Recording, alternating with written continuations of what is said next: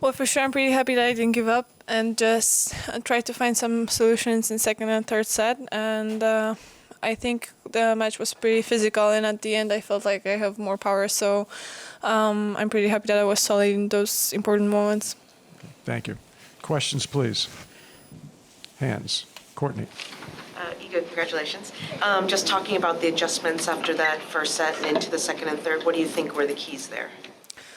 Honestly, at the beginning, I felt like I'm just making a little bit less mistakes, but she also started playing less aggressively, I think. So it was easier for me to just play the ball in. And yeah, I think just I started being more solid, and also I used a little bit more of the chances that I had, because in first set, yeah, I didn't use a couple of them to break her back. So that was the key basically in second and third.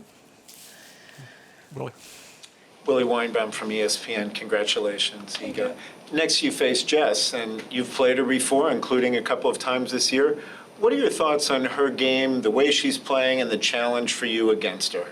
Well, she's really consistent, and she's a great player, so I know it's going to be tough. We're going to analyze for sure the previous matches.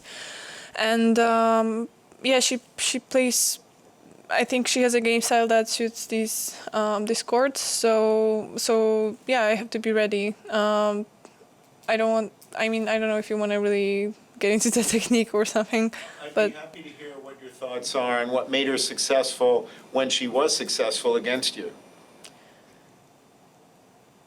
What made her successful against you when you played before? Oh, you mean 2019? In 2019? Because I won against Jessie in Miami and somewhere else, I think. French Open. Yeah, so... Yes.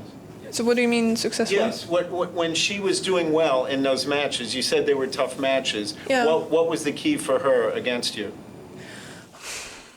Well, I don't know specifically if she played differently against me than against other players. She's just a good player, and she's really solid, and she's pretty confident at any stage she's playing at. So it's hard to say what was the exact key, but she's a good player. That's why it was tough.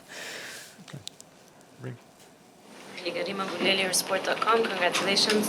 Iga, obviously you were very open about how you felt about conditions here, ball and things like that, but you're into the quarterfinals, and I'm curious, where is your confidence level at, and what's your mindset like at the moment? For sure, this match gave me a lot, because it's always nice to come back and kind of lean on that you can change something and play better, and also make some adjustment during the game. So yeah, I feel more confident every match, but still I'm trying not to get my expectations too high, because I know anything can happen, and I'm just I don't want to overthink, so I'm just kind of focused on the next match. But during the match, I'm just focused on the next point, and yeah, but I feel like it's getting higher, but still it's not like it's the base of my tennis right now. I'm more focused on the technical stuff. I know you're into math, and I'm curious, are you aware of the stat about the number of bagel sets you've hit this year, or no? I am aware. I saw on Twitter some account that is called Iga Swiatek Bakery, so that was pretty funny. But I'm not thinking about that during the match. So at the end we can laugh about it. But during the match, it's just another game for me. Remember, in the French, you said that it was cool that you managed to get a mark that Serena didn't have when you had a longer streak. So you're a few bagels away from Serena's record in the 2000s. Okay. Would that be a cool one to have? Well, I'm just gonna try to focus on the right things and not really think about that, because that was basically the key during that streak that I had. So this time I'm gonna do the same and just focus on the small stuff that is gonna give me break points and then breaks. Anybody else? Court. Aga used to say that when she first started on the tour, she was super comfortable on clay, and then at some point she kind of thought about it and realized that most of the tour is on a hard court, and her game slowly kind of shifted to be successful on a hard court, which is what we saw. Iga Swiatek? Yeah. And I'm kind of curious for you, with this season, the progress that you've made on the hard courts as well, if that was ever part of the logic, just that there was so many tournaments that are on the hard courts that to have a high ranking you needed to improve, or kind of was it just, I just want to get better on this stuff? For sure, last season I was pretty frustrated that I only played like 3 tournaments on clay, so I realized that it's not a good way to approach the whole season. So for sure, yeah, my goal was to play better on hard court and more consistently. And I'm pretty happy that I did that. I don't know about Iga, honestly, because every time we talk, I'm pretty mad about grass and she's pretty mad about clay. So I think her love for clay really ended pretty early. Yeah, so, but for sure, hard court is our goal at the beginning of the season and at the end of the season, and it's important. And also whole preseason, we're mainly practicing on hard courts. So these are the courts basically that are going to show me where my level of tennis is. Okay. Billie, you had one more. Yes.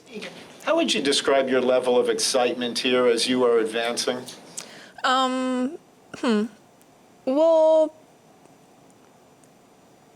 I played too many matches this year to get like huge excitement, honestly. But for sure, today I'm the most excited because that's my quarterfinal is my best result right now. So I'm pretty happy that I just did a better job than last year, and I'm gonna push forward. Okay. Reem, last question. You mentioned that this is your first quarterfinal here. The other half of the draw, all 4 of them, is the first time that they're in the quarterfinals here as well. So I'm just wondering, what do you make of the fact that several players are having a breakthrough at this particular US Open? And did anyone catch your eye from the other side of the draw? I'm not honestly watching a lot of matches, and I'm not kind of following, especially the other half. So I don't know. I guess it's gonna show who's gonna cope with the being in a new situation better. But I think it's just exciting for all of us. But it also shows that anything can happen and anybody can win this tournament. So I'm just going to focus on another match. And I don't really know how other players are feeling. So, yeah.